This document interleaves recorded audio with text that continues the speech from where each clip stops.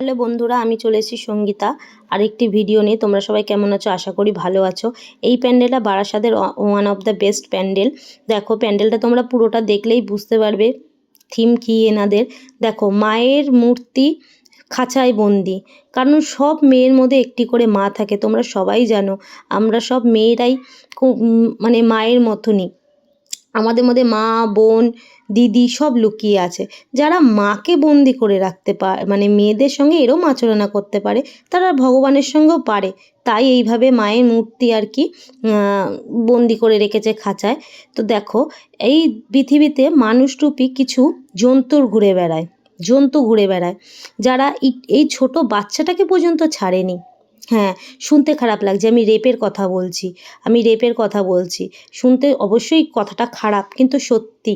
দেখো এই মেয়েটি যে আয়নার সামনে ঘরে বলছে, আমায় নিজের দিকে নিজে তাকিয়ে বলছে, আমায় বাঁচতে দাও, আমরা বাঁচতে চাই।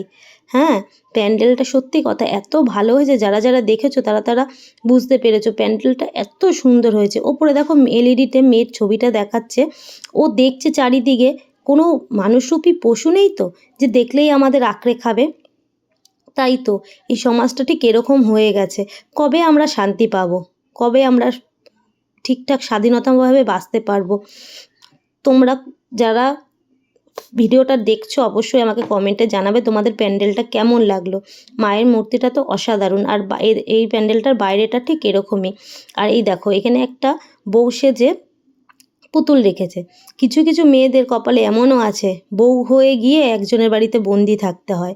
তাদের কপালটাও কিন্তু খারাপ না, সবার কপালে হয় না, কিন্তু কিছু কিছু মেয়ের কপালে অবশ্যই হয়। মেয়েদের জীবনটাই কি এরকমভাবেই কাটাতে হবে? কি জানি। এই দেখো এই মূর্তিগুলো তোমরা বডিক্স দেখলেই তাদের বুঝতে পারবে এরা সব মেয়েগুলো ঘুরছে, আর পাশে এই শকুনরা বসে আছে যে কখন ছিঁড়ে খাবো। হ্যাঁ সত্যি এরকমই কিছু মানুষ আছে যারা চিন্তা করে কখন ছিঁড়ে খাবো। তারা কিচ্ছু দেখে না, তারা কিচ্ছু ভাবে না। প্যান্ডেলটা সত্যি অসাধারণ। দেখো ঘুরে ঘুরে দেখাচ্ছি মায়ের মূর্তি, আমরা ঘুরে ঘুরে দেখছি, যে দেখছে তারই খুব ভালো লাগছে প্যান্ডেল।